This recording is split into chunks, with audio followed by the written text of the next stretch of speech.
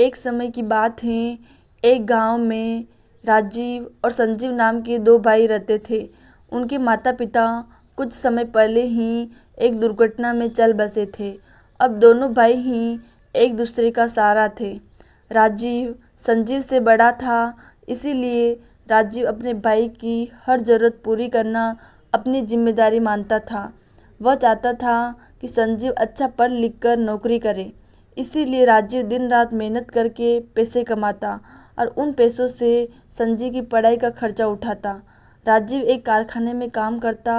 कारखाने का काम खत्म करके वह चाय की दुकान खोलता ताकि कुछ और पैसे कमा सके, जिससे संजीव की फीस और उसकी ज़रूरतें अच्छे से पूरी कर सके।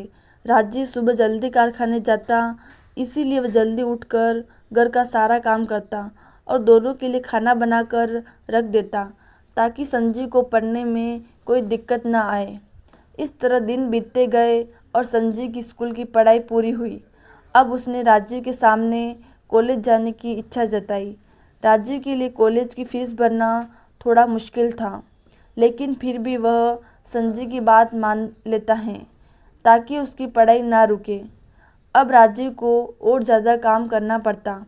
राजीव रात को 12 बजे तक कारखाने और चाय की दुकान वाला काम खत्म करके घर आता था और सुबह जल्दी 5 बजे निकल जाता। इस तरह समय गुजरा और संजीव ने अपनी कॉलेज की पढ़ाई जारी रखी। वह कॉलेज में अच्छे से पढ़ने लगा। इधर राजीव दिन रात खून पसीना एक करके पैसे कमाता।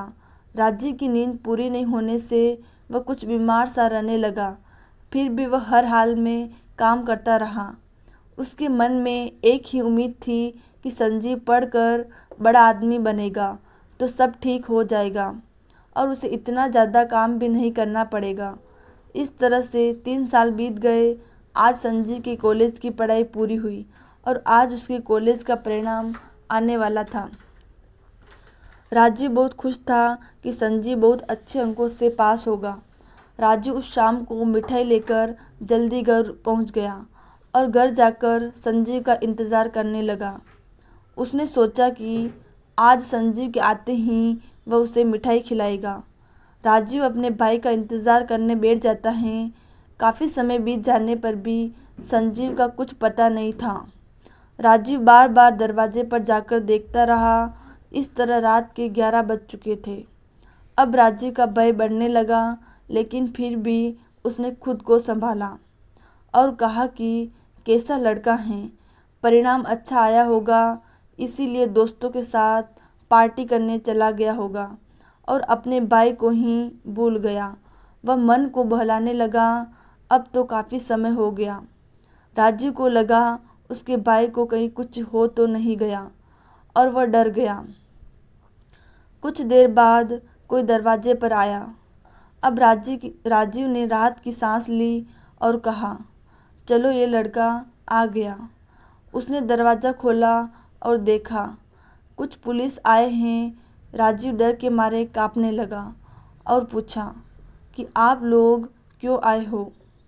मेरा भाई कहाँ है? वो ठीक तो है ना? इतने में एक पुलिस वाले के पीछे से संजीव निकला और राजीव के पैरों में पड़ गया। राजीव ने उसे उठाकर गले से लगा लिया और कहा, भगवान का शुक्रिया है कि तू ठीक है, मैं तो बहुत डर गया था। इतने में एक पुलिस वाला कहता है कि राजीव जी, आप बहुत भाग्यशाली हैं कि आपके पास संजीव जैसा भाई है। संजीव ने आज वो कर दिखाया है जो हर कोई नहीं कर पाता है। इसने अपनी कॉलेज की पढ़ाई के साथ पुलिस की भर्ती की तैयारी भी की थी।